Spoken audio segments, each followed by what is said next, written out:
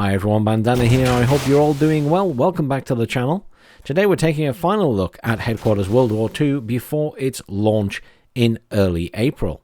Made by Starni Games and published by Slitherine, it takes us into World War II at the time of the Allied pushback against Germany, seeing the story from the UK, USA and German perspective with 9 campaign missions per nation.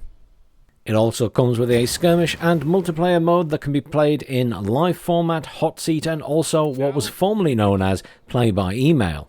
Oh, and did I mention the game also has a map editor? You may have noticed I put up a bit of gameplay last week and then played it on live stream over the weekend. My only real issue through all of that was that from time to time the game simply locked up or paused briefly when the computer was doing some thinking. I am delighted to report that as of a patch done early this week, they completely solved this and also massively reduced loading times at the same time. And they weren't even bad. So that was a nice surprise, so kudos to the dev team for that. The game still has a demo available and I doubt they're going to remove that, so hopefully they've rolled out the fix for that demo too, so I highly recommend giving it a go if you're on the fence about the game. So what about the game and its gameplay? Well, the game boasts a wide range of units including infantry, towed guns, artillery, tanks, air support and artillery call-ins.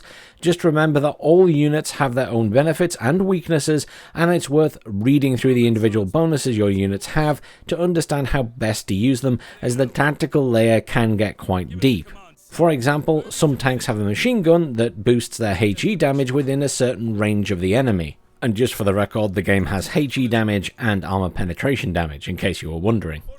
So how does this then break down into the game modes? Well, for the campaign over the 9 missions for each nation, 27 in total, you are provided a number of units that remains with you throughout the campaign. These ones level up, and when they level up they'll get a small tech tree of bonuses you can pick from. The other benefit of these units is that if they do die during a mission, they get replenished for free afterwards.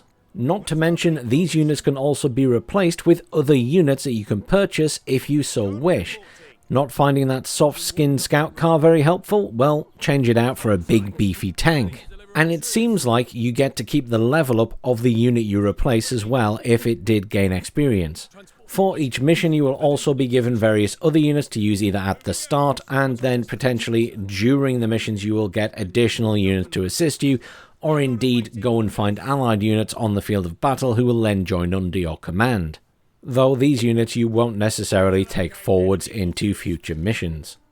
As you progress through the missions, you will also be awarded heroes, which can then be attached to squads, giving them massive bonuses, such as the German one who gives you double damage and reinforces his squad at the start of every turn. Some heroes will be limited to the type of squad they can be attached to, aka infantry or vehicles for example. And you as the commander will also get points to spend on 3 different bonus trees, which will allow you to tailor everything to your playstyle.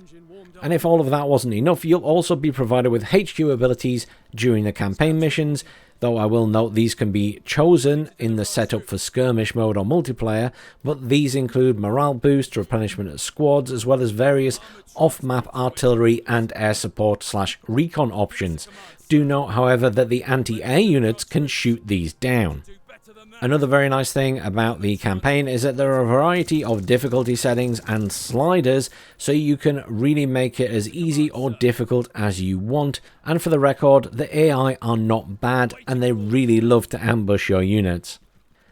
Skirmish and multiplayer are a little bit different from the campaigns. You have a selection of victory conditions and maps, along with refined settings such as how much cash you have to spend on units, and unlike the campaign, you will have to select the units you want at the start and then get additional points every turn to buy more. Obviously, multiplayer versus other people takes the strategic depth of the game to another level, I'm sure. I've sadly not been able to try the multiplayer as it was not in our press preview version. A little bit of a note on the combat. As with many of these games, units can overwatch, be ambushed, and as an extra with this game, vehicles also have directional armor, so getting behind a tank can be well worth it. You will need to pay close attention to units' weapon ranges and never be afraid to fire and then move into cover to avoid any pesky artillery counterfire. Units also have a variety of special abilities which I highly recommend you check before you give orders, from reverse on vehicles to smoke for mortars or scouts, and indeed anti-tank grenades for some of your infantry, to name but a few. They should definitely not be overlooked. I missed a few of them initially that would have come in very handy. Combat damage is a dice roll based on percentage, as with many of these games, and cover plays a significant role, so units that have power to ignore cover bonuses are really important at times, such as the flamethrower squads, some artillery, and some tanks. However, it's not just about damage killing units. Close attention also has to be paid to morale, as this can cause a unit to rout from the field of battle, and even if you are unable to kill an enemy in a well-defended position, you can gradually bombard them into submission. Combat can be very tactical, and you really will want to spend some time planning out your moves on occasion. Credit where credit is due, the music is pretty good in the game. It's not at all grating, which is always a worry for me in these types of games where you're trying to concentrate on decisions and the music's annoying you in the background. That certainly wasn't an issue for me here. The unit and weapon sounds are pretty good, though some of the machine guns on the smaller vehicles don't sound very meaty. The game is graphically quite impressive for this type of game, and there is a mission at night that really shows off some of the impressive lighting with the moon.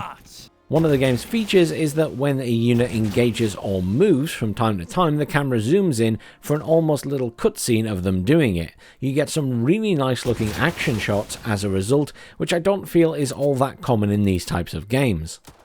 When I tried the demo a while back, I was already fairly impressed, and then have really enjoyed my time with the press preview, playing the first 3 missions from each campaign.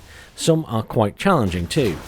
The team really surprised me when they patched it this week and massively improved the loading times and resolved the pauses when the AI was thinking, because that was honestly the only complaint I really had about the game, and they also did a bit of sensible rebalancing of the units as well. The game is so much deeper than its initial appearance once you start delving into all the unit stats and bonuses, so it will really scratch that tactical itch for a lot of people. For those who love a turn-based strategy game and fancy one in the World War II era, I can genuinely highly recommend checking out Headquarters WW2. Again, I suggest giving the game's demo a go if you're on the fence.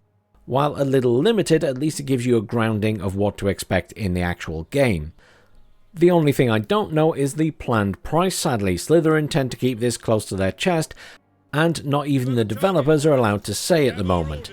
Though it was strongly implied it won't be on the excessive side. Obviously this is just a preview, so I won't give it a review score. I will say, however, if the rest of the campaign is as good as what I've played so far, and the multiplayer worked pretty well, then I would probably score this game pretty highly. As ever, thanks for watching everyone. Please do like, share and subscribe, and I'll see you all soon. Tiger tank has arrived. One of them is worth 10 inferior Tommy tanks. Come on up, Commander Wittmann. Show the Tommies what real armor looks like.